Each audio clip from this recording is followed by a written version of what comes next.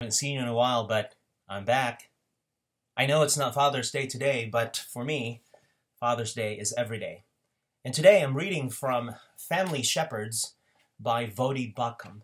And there's a paragraph here that struck me, and I want to share it with you. It's under the heading, "Why don't a lot of fathers teach their children biblical principles anymore?" And here's a good insight that I want to share with you. As the number of paid religious professionals, there's our clue, has risen in recent decades, there has been a corresponding decline in the urgency and consistency with which parents, and particularly fathers, have viewed themselves as the principal disciplers of their children. And why shouldn't this be the case?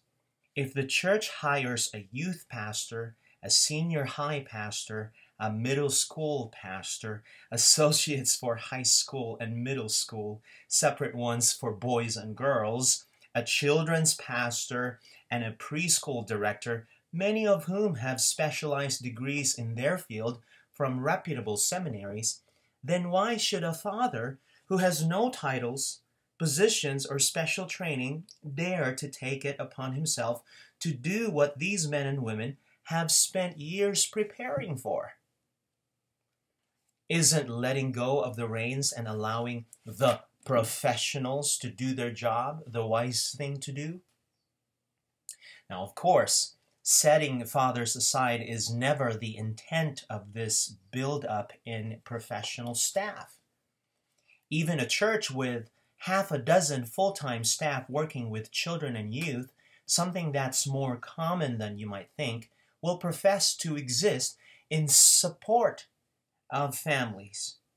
Read the websites. These churches all claim to believe that parents are the primary disciplers of children, and that the professionals exist only to come alongside mom and dad.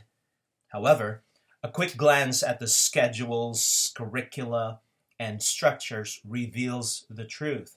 They're providing the whole enchilada, and any family committed to participating fully will have little time to implement what I'm advocating here. So says Voddie Baucham.